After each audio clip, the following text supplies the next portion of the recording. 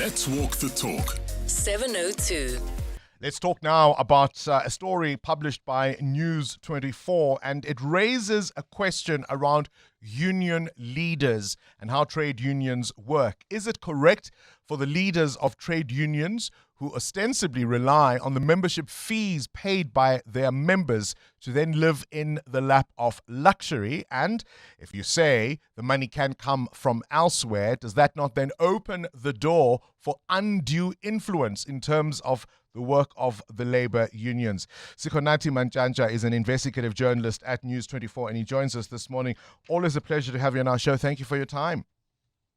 Thank you, Bongani. Good morning to the listeners. You've written an explosive report about the links between wealthy beneficiaries and NUMSA General Secretary Irvin Jim. It's an important story, of course, because we are talking about the largest trade union in South Africa. It absolutely is. The trade union has about 300,000 and more members signed up in the very critical sectors of this economy. The real issue with this story, Bongani, is not even the politics or the aesthetics of it. It is the legality of it.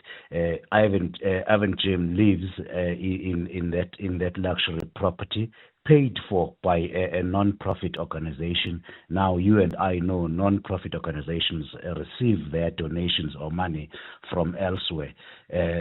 Another private company bought Irvin Jim the 5 million rands BMW.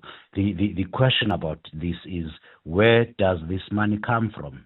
Who is funding Jim's lavish lifestyle? Have all these benefits been declared, one, to the South African Revenue Authority? Meaning, does he pay tax on these, which is a legal issue, and as well as a moral and ethical one? But even more importantly, does the trade union know that its leader, to members, the executive leadership of that union, do they know that Irvin Jim is living large at the expense of some, it appears, a billionaire American? Why is he funding Irvin Jim, not the trade union? These are the questions that NUMSA members must answer, and we did ask them. These are certainly the questions that the SARS should be concerned with. Right, your story reveals that Irvin Jim has been living in luxury apartments both at Melrose Arch and at a point in Rosebank, and also was supplied a bulletproof BMW, which is state-of-the-art.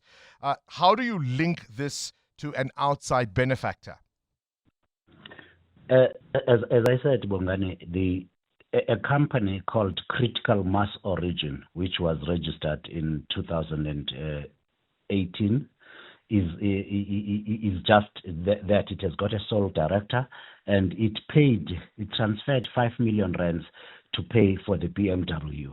We asked the director of that company, one Johnny Skedi Alaso, where do you get the money from? He ignored our questions. The same Jonas Alaso, through another a non-profit organization called the Friends of the Workers, also registered in 2018, is renting the property for Jim at Melrose Arch, and that Critical Mass Origin rented the previous apartment in Rosebank. We asked him again, where do you get this money from, and why do you take it upon yourself to be paying for Irvin Jim's expenses when the union does? He again ignored the questions. We asked NUMSA the same questions, but people we spoke to, people who know, some of them have been indeed directly linked with these organizations, have told us exactly where the money comes from. It's Neville Roy Singham, who is a billionaire, an American tech billionaire who now lives in China, and he has been funding these leftist organizations throughout the world, including in the United States and in South Africa. That's where the money comes from. The question for NUMSA members is, do they know this? Have they approved it? Does the South African Revenue Service know, and has the money brought into the country legally? What does Irvin Jim have to say for himself? He still has not answered our questions, which we sent to him through the spokesperson and to the executive committee of NUMSA on Monday last week. They have not had yet found time to answer the questions. So we do not know the answers, and we definitely will give them another opportunity to answer the questions. Why are you getting the money from this American billionaire? What is he buying? Why does the union know about this? Do your members know about this? What exactly is he financing you personally for? All right, you can read about it on News24. Sikhonathi Mantshantsha, an investigative journalist at News24. And it's a story, of course, that he says, as he argues, that raises questions about not only the ethics and aesthetics of it, but the legalities of it, wider concerns about transparency, governance, and oversight for South Africa's largest trade union. I shared a story earlier about coming with a news crew to interview, a television news crew to interview a trade unionist, one of the most well-known trade unionists in South Africa. And he didn't want us to film in his lounge because he wanted to hide his Bakos brothers' furniture. He was uncomfortable that the workers may see just how much he lived in the lap of luxury.